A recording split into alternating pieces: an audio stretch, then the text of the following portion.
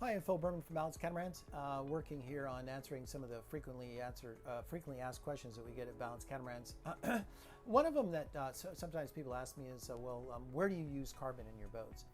And on all of our boats, we always use a lot of carbon in the chain plate areas and in what I call the really high load areas of the boat, because that's where you get really good benefits out of carbon. It gives you a lot of strength.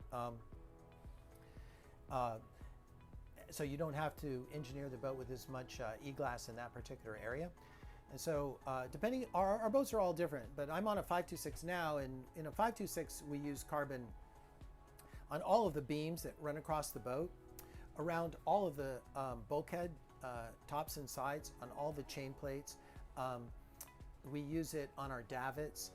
We use it, some of it on these structural posts here. We use carbon on a structural post that hold up in between the salon doors. It just basically, carbon used in the right places, we use it for the supports for the bimini, just gives you great advantages.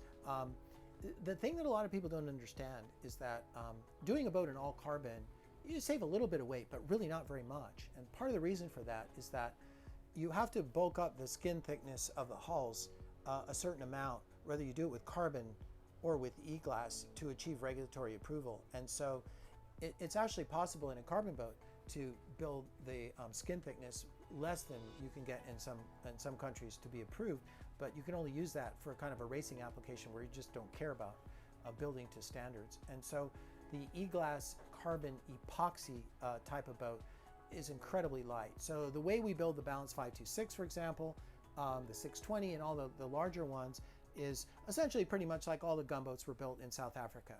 In fact, a lot of the people that work there are working with us now at Balance, because that technology, that way of building boats was quite well developed in South Africa, in Cape Town circles. And there's a lot of guys that are used to building that kind of boat, very hand fabricated boats with the carbon used in the right places, e-glass, epoxy, spray finished boats, which leads to just like a really light, really stiff boat.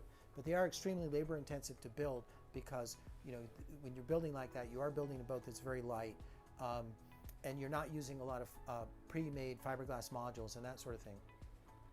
On the Balance 482, which we're building in Cape Town, and on the 451, which we're still doing over in China, those boats are built with more female tools, and we do the interiors in polyester resin, and the exteriors of the boat are done in vinyl ester resin, and they're spray finished.